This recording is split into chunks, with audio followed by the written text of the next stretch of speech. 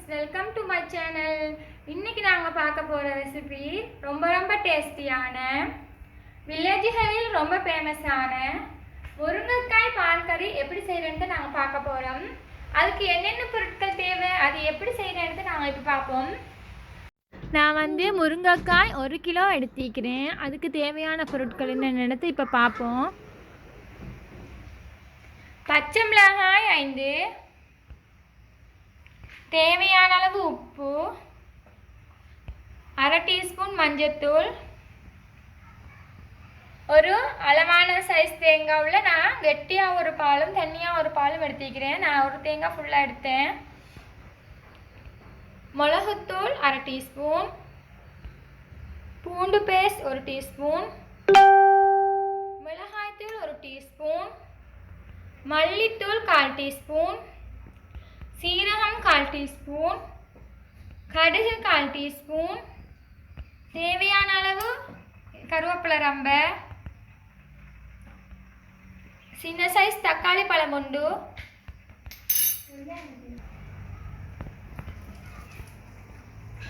சின்ன சைஸ் வெங்காயம் உண்டு. இவ்வளோதான் ஃப்ரெண்ட்ஸ் எங்களுக்கு தேவையான பொருட்கள். நாங்கள் இப்போ முருங்கைக்காய் பால் கறி செய்கிற முறையை பார்ப்போம்.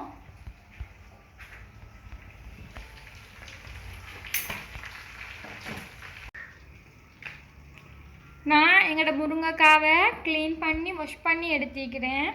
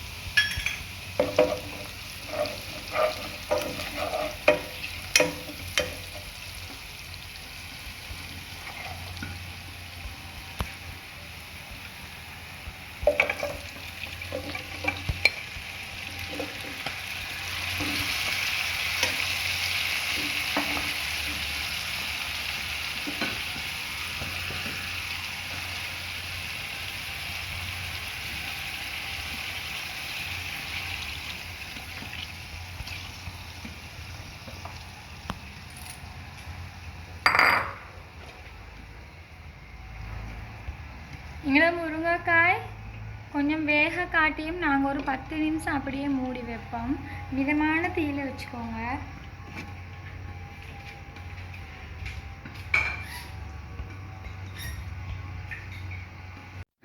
பத்து நிமிஷம் ஆகிருச்சு ஃப்ரெண்ட்ஸ். பாருங்கள், எங்களோட தண்ணி பால்கள் நல்லா கொதிச்சிக்குது. நாங்கள் முருங்கைக்காய் வெந்திக்கான்னு பார்ப்போம். பாருங்கள், எங்களோட முருங்கைக்காயும் வெந்திக்குது.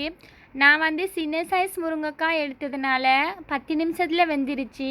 நீங்கள் கொஞ்சம் பெரிய சைஸ் முருங்கைக்காவாக இருந்தால் வேகலைன்னு சொன்னால் நீங்கள் 10 நிமிஷத்தில் எடுத்து பாருங்கள். வேகலைன்னு சொன்னால் நீங்கள் இன்னும் ஒரு 5 நிமிஷம் கூடுதலாக வச்சுக்கோங்க. எப்பயும் மிதமான தீயிலே வச்சுக்கோங்க. நாங்கள் இப்போ எங்களோட முருங்கைக்காய் வெந்திருக்குதுன்றதால எங்களோட கட்டிப்பாலையும் அதில் ஆட் பண்ணுவோம்.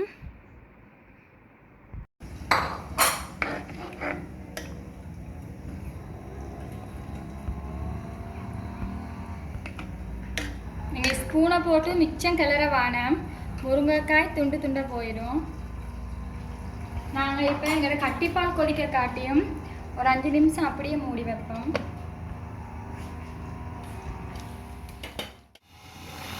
5 நிமிஷம் ஆகிடுச்சு ஃப்ரெண்ட்ஸ். எங்களோட கட்டிப்பால் நல்லா கொதிச்சிக்குது பாருங்க, எல்லா சைடும் நல்லா கொதிச்சிக்குது.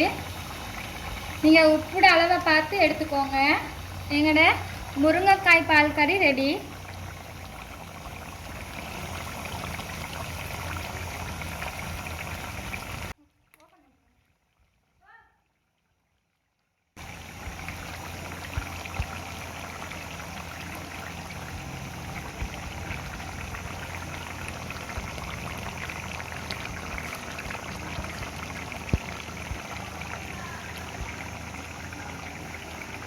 பாருங்கள் ஃப்ரெண்ட்ஸ், எங்களோட சூப்பரான ரொம்ப ரொம்ப டேஸ்டியான முருங்கைக்காய் பால் கறி ரெடி.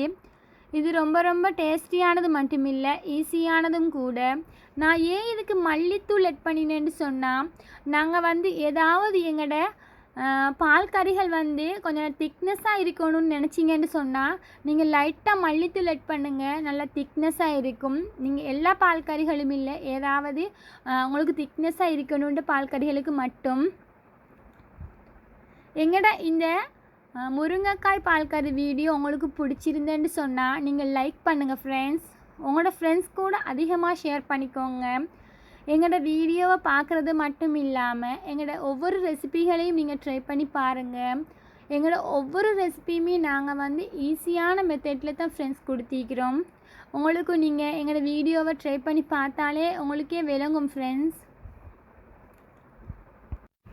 நீங்களும் இந்த முருங்கைக்காய் பால் கறி வீடியோவை வீட்டில் ட்ரை பண்ணி பார்த்து டேஸ்ட் எப்படி இருந்தேன்னு கமெண்ட்டில் சொல்லுங்கள். மறக்காமல் எஸ்எல் சுவையான சமையல் தமிழ் யூடியூப் சேனலை சப்ஸ்கிரைப் பண்ணிக்கோங்க. கூடவே இருக்கிற நோட்டிஃபிகேஷன் பெல்லையும் நீங்கள் ப்ரெஸ் பண்ணிக்கோங்க ஃப்ரெண்ட்ஸ். அப்போ தான் நான் நெக்ஸ்ட் டைம் போடுற வீடியோக்கள் உங்களுக்கு அப்டேட் ஆகும். நான் இன்னும் ஒரு சூப்பரான ஒரு அட்டகாசமான ரெசிபியோடு உங்களை சந்திக்கிறேன். நன்றி.